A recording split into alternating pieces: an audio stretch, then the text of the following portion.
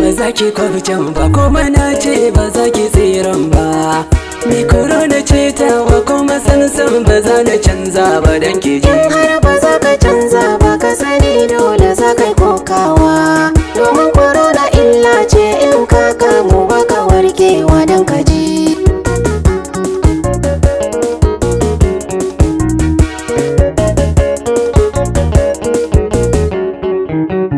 Ni korona ce ka shiga halin da za ka yi kokawa.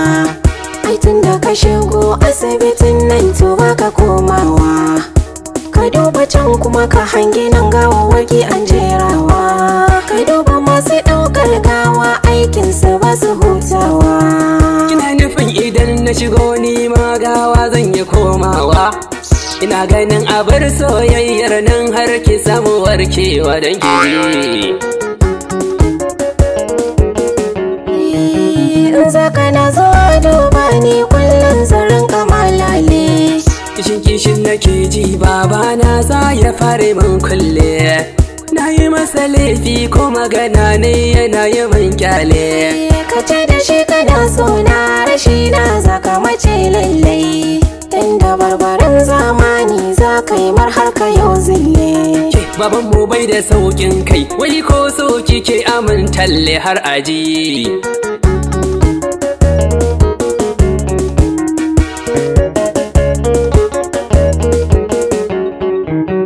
Mai mafita yanzu tsayuwa nan ba zan jure ba.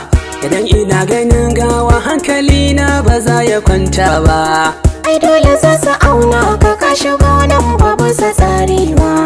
Ka shaƙi dukkanin fashi da alamu ba za ka bar nan ba. Ni ban gudun sun auna ni a jikina ban ji larura ba. Ai ba za ka gane ba don a fuska ba za ta nuna ba don ka ji.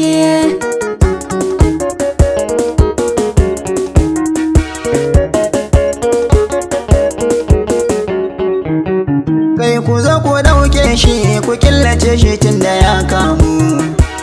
Dakata likita da gaske ne batun gana kamu. Ba batun ƙarya yau muna tara ba a jin kanmu. Yawa Da kai habibi na sake fiskar ka na ga ka damu. ki maliriya ki damuna ta matsa wa danginmu. Yanzu ba zan guje maka ba me ya jinya a tara kaka mu dan ka je.